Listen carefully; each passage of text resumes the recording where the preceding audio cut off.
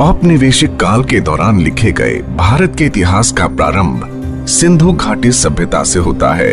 ये झूठ फैलाया गया कि जब इस सभ्यता का अंत हुआ तब आर्यों ने भारत पर आक्रमण किया और उन्होंने वेदों की रचना की। आधुनिक इतिहासकारों और पुरातत्वविदों का प्रतिपादन है कि हमारे पास 500 ईसा पूर्व से पहले का कोई भी सही कालानुक्रमिक इतिहास नहीं है।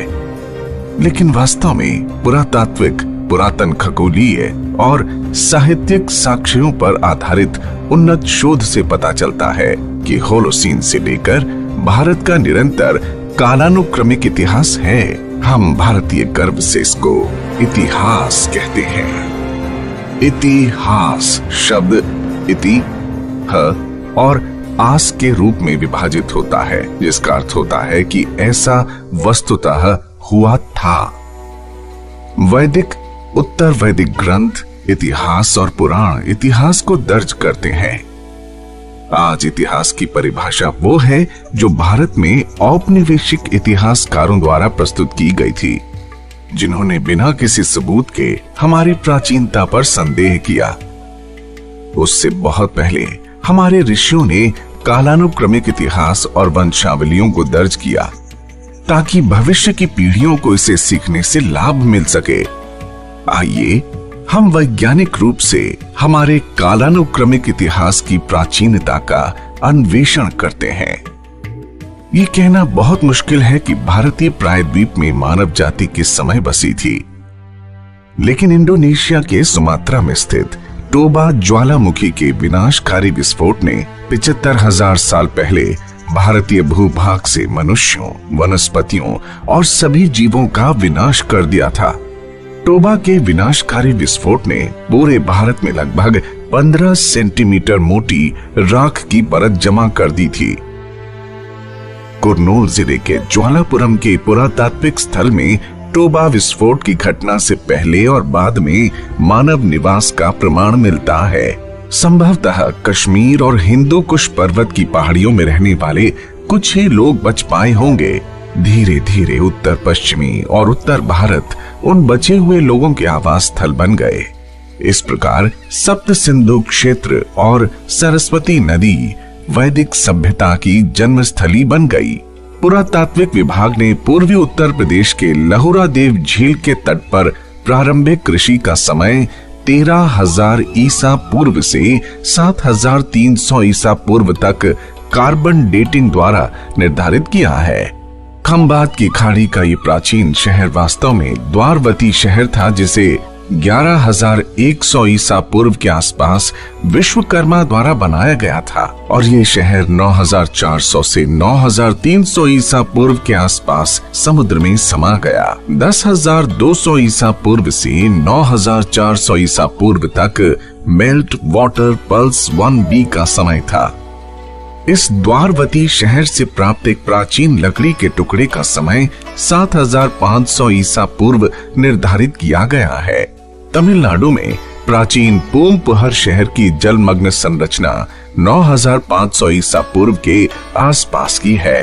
हिसार में भिराना के पुरातात्विक स्थल को भी 7,570 ईसा पूर्व का माना गया है।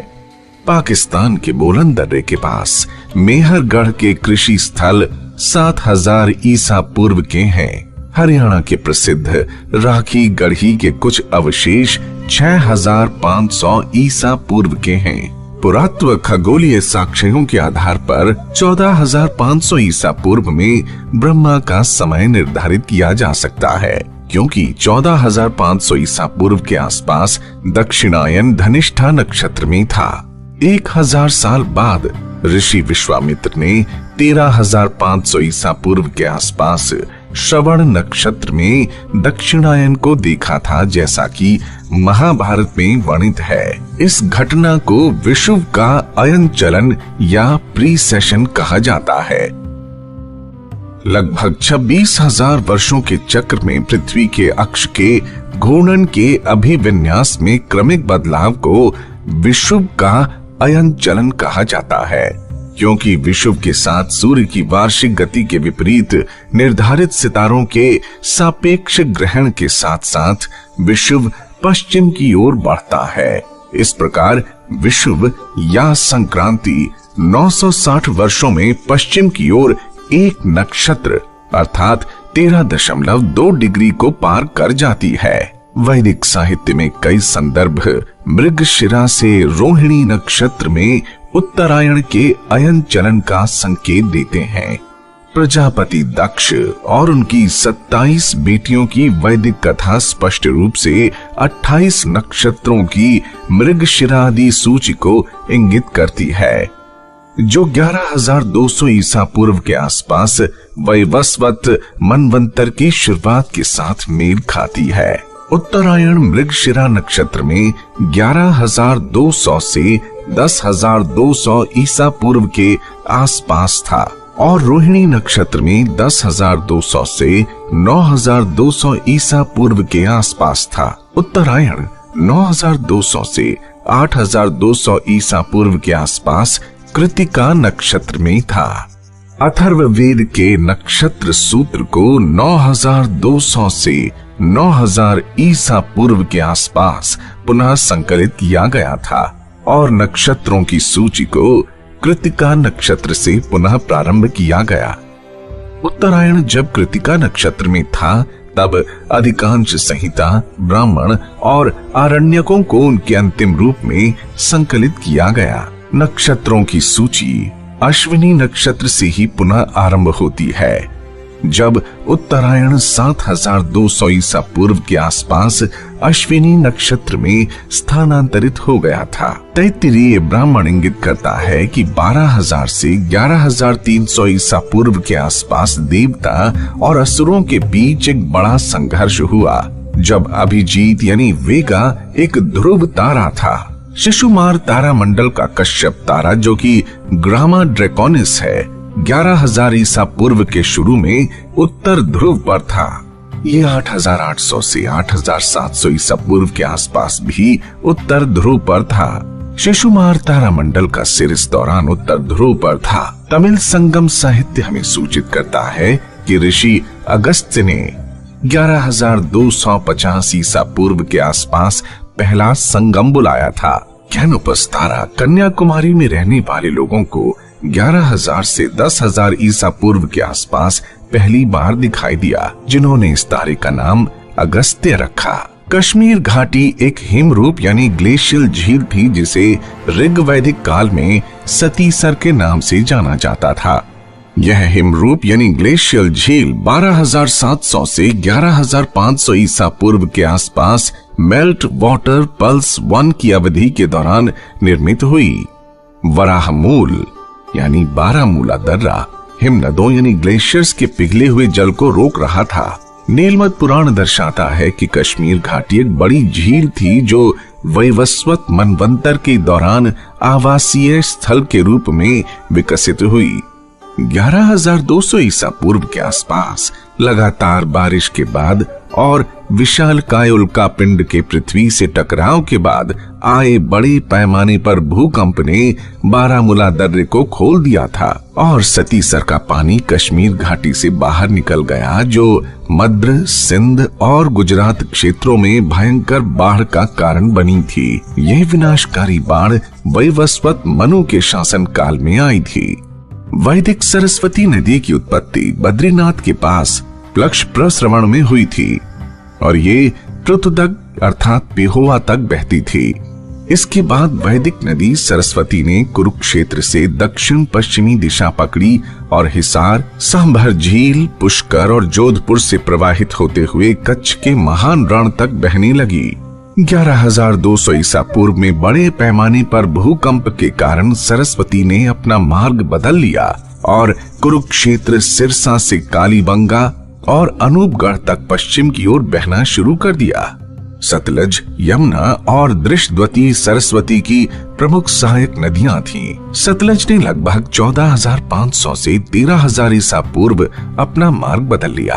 भारतीय प्रौद्योगिकी संस्थान IIT कानपुर ने OSL पद्धति के आधार पर 13,000 ईसा पूर्व में सतलज नदी के पुरातात्विक मार्ग को दिनांकित किया। यमुना और दृष्टवती सरस्वती नदी की सहायक नदी बनी रहीं। वैदिक काल में यमुना की 2 धाराएं थीं, यमुना की एक धारा पश्चिम की ओर बहती थी और सरस्वती में विलीन हो जाती थी, जबकि एक अन्य धारा पूर्व की ओर बहती थी और प्रयाग में गंगा नदी में विलीन हो जाती थी। सीमांत रूप से यमुना की वाय-वन पुरातात्विक धारा, जो कि सरस्वती की एक सहायक नदी थी, ने 11,200 ईसा पूर्व के आसपास अपनी दिशा बदल दी थी। ऐसा प्रतीत होता है कि यमुना में सरस्वती सत्र के अवभृत अनुष्ठान को सरस्वती और यमुना के विलुप्त संगम के स्मरण के लिए प्रस्तुत किया गया होगा। समुद्र शास्त्रीय अध्ययनों के अनुसार लगभग 10,000 से 9,500 वर्ष पहले 500 वर्षों में समुद्र का स्तर अचानक 28 मीटर बढ़ गया था। 10,000 से 9,500 ईसा पूर्व के इस त्वरित समुद्र स्तर को मेल्ट वाटर पल्स 1B का नाम दिया गया है। इस बात की अत्यधिक संभावना है कि मेल्ट वाटर 1B के अंत में कैम्बे की खाड़ी में द्वारावती शहर 9,400 से 9,300 ईसा पूर्व के आसपास समुद्र में समा गया था। संभवतः द्वारावती शहर के क्षेत्र को पूरी तरह से डूबने में कम से कम 1500 साल लग गए। इस प्रकार खंबात की खाड़ी में डूबे हुए शहर के क्षेत्र में पाया गया लकड़ी का वो टुकड़ा 8,000 से 7,500 ईसा पूर्व के आसपास डूबा था। मयासुर ने कृतयुग के अंत में सूर्य सिद्धांत लिखा था, जब चैत्र शुक्ल प्रतिपदा की तिथि के दिन मेष राशि में सूर्य, चंद्रमा और सभी 5 ग्रह बड़े संयोग में थे। कंप्यूटर सिमुलेशंस निर्णायक रूप से सूर्य सिद्धांत की तिथि 22 फरवरी 6,778 ईसा पूर्व रविवार को स्थापित करते हैं।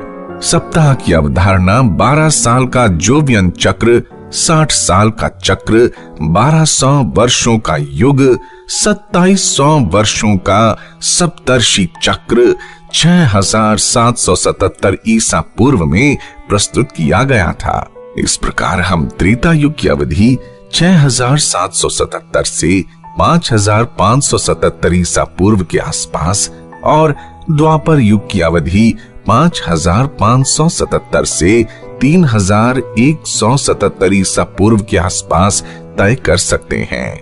ये परंपरागत रूप से दर्ज है कि राम का जन्म त्रेता युग की अंतिम शताब्दी में हुआ था। इस प्रकार श्री राम का जन्म 3 फरवरी 5,674 ईसा पूर्व पुनर्वसु नक्षत्र में हुआ था, जब शनि उच्च पर था। रामायण में लक्ष्मण ने मूल नक्षत्र में एक धूमकेतु और एक ग्रह की स्थिति का वर्णन किया है। जब वानर सेना लंका की ओर कूच करने के लिए तैयार थी, ये खगोलीय अवलोकन सत्यापन योग्य है। शुक्र ग्रह 22 अगस्त से 3 सितंबर तक 5,635 ईसा पूर्व के आसपास मूल नक्षत्र में था और हेली धूमकेतु ने भी 23 अगस्त 5,635 ईसा पूर्व में मूल नक्षत्र में प्रवेश किया था। 23 अगस्त 5,635 ईसा पूर्व हेली धूमकेतु का अपैरेंट मैग्नीट्यूड 2.14 था। ये 23 अगस्त और 23 सितंबर के बीच 5,635 ईसा पूर्व में सूर्यास्त के बाद नग्न आंखों को दिखाई दे रहा था, जो कि धीरे धीरे अदृश्य हो गया। होलोसीन के बाद के समुद्र स्तर वृद्धि के अध्ययन के अनुसार श्रीलंका कम से कम 6,200 ईसा पूर्व तक भारतीय प्रायद्वीप से जुड़ा था। अंतिम pulse melt water pulse 1C MWP 1C 6,200 से 5,600 ईसा पूर्व के आसपास घटित हुआ, जिससे 140 वर्षों से भी कम समय में समुद्र के जल स्तर में 6.5 मीटर की वृद्धि हुई। जाहिर है राम सेतु का क्षेत्र MWP 1C के दौरान समुद्र से डूब गया था। शायद नल ने राम सेतु के निर्माण के लिए जमीनी स्तर को अधिकतम 2 मीटर तक ऊंचा उठाया होगा। धनुषकोडी और तलाई मानर के बीच समुद्र जल स्तर मौजूदा स्तर से कम 14 मीटर नीचे होना चाहिए। इस प्रकार रामायण के युग को 5,677 से 5577 ईसा पूर्व के आसपास स्थापित किया जा सकता है। ऐहोल शिलालेख निर्णायक रूप से महाभारत युद्ध की तारीख को 3162 ईसा पूर्व में स्थापित करता है। वास्तव में भारतीय कालक्रम में जटिल समस्याएं भारतीय प्राचीन संवतों के प्रारंभ में गलत फहमी से उत्पन्न होती हैं। कुर्तकोटी ताम्रपत्र उत्तरी कर्नाटक में शक संवत 530 में अर्थात 9 मई 53 ईसा पूर्व में हुए संपूर्ण सूर्य ग्रहण को संदर्भित करता है, जो निर्णायक रूप से स्थापित करता है कि शक संवत 583 ईसा पूर्व में शुरू हुआ था और शकांत संवत 78 ईस्वी में शुरू हुआ था। इतिहासकारों ने गलती से इन दो संवतों को मिला दिया, जिसके कारण 660 वर्षों की कालानुक्रमिक त्रुटि हुई। तालगुंडा के प्राणेश्वर मंदिर में पाए गए दो समकालीन तांबे के प्लेटों में से एक प्लेट को शक संवत में और दूसरे को शकांत संवत में दिनांकित किया गया है। 660 वर्षों की इस त्रुटि के अलावा बाद में जैन इतिहासकारों ने अनजाने में मौर्य राजा चंद्रगुप्त के साथ भद्रबाहु के एक शिष्य उज्जैन के राजा चंद्रगुप्त की पहचान की, जिसने महावीर को बुद्ध का समकालीन बनाया। वास्तव में बुद्ध ने महावीर निर्वाण के 675 वर्ष पहले निर्वाण प्राप्त किया था। पुराणों और बर्मा के शिलालेखों से स्पष्ट है कि बुद्ध ने 1864 ईसा पूर्व में निर्वाण प्राप्त किया था। लुम्बिनी में हाल की खुदाई और लुम्बिनी में बौद्ध तीर्थ स्थल के केंद्र में स्थित खंदक यानी ट्रेंच C5 से एकत्र किए गए रेडियो कार्बन के नमूने भी 1681 ईसा पूर्व की प्रारंभिक तिथि को दर्शाते हैं। इस प्रकार शक संवत और शकांत संवत के दो अलग अलग इपॉक्स को एक मानने के कारण और भद्रबाहु के शिष्य चंद्रगुप्त की गलत पहचान के कारण बुद्ध निर्वाण की तिथि में 1380 वर्षों की कालानुक्रमिक त्रुटि आ गई है। वस्तुतः बुद्ध निर्वाण 1864 ईसा पूर्व में हुआ था, जो कि 6ठी शताब्दी ईसा पूर्व में आदि शंकराचार्य की पारंपरिक तिथि को सही ठहराती है। वेद वीर आर्य द्वारा किए गए संपूर्ण शोध कार्य को दो पुस्तकों में प्रस्तुत किया गया है। The Chronology of India from Manu to Mahabharata, The Chronology of India from Mahabharata to Medieval Era। चूंकि बुद्ध निर्वाण की तिथि में परिवर्तन पूरे विश्व काल क्रम को प्रभावित करता है, इसलिए The Origin of the Christian Era, Fact or Fiction नामक तीसरी पुस्तक में पश्चिमी काल क्रम के मानकों पर चर्चा की गई है। वास्तव में यूरोपीय ईसाई विद्वानों ने स्वतंत्र रूप से बिना कोई प्रमाण प्रस्तुत किए 1 ईस्वी को ईसा मसीह के जन्म वर्ष के रूप में मान लिया। इसलिए इस पुस्तक में प्रमाणित किया गया है कि ईसाई संवत विश्व काल क्रम के मानक के रूप में स्थापित करने योग्य नहीं है। पश्चिमी काल क्रम को ऑगस्टस के समय तक ईसाई संवत के इपॉक का उल्लेख किए बिना ठीक करने की वास्तविक आवश्यकता है। बेबीलोन में प्राप्त वीनस टैबलेट स्वतंत्र रूप से खगोलीय साक्ष्य प्रस्तुत करता है, लेकिन दुर्भाग्य से विश्व इतिहासकार वीनस टैबलेट की सटीक तारीख को निर्धारित करने में पूर्ण रूप से विफल रहे। वर्तमान शोध कार्य औपचारिक रूप से दावा करता है कि वीनस टैबलेट की डेटिंग की पहेली को सफलतापूर्वक हल कर लिया गया है, जो कि पिछले 150 वर्षों से अनसुलझी थी।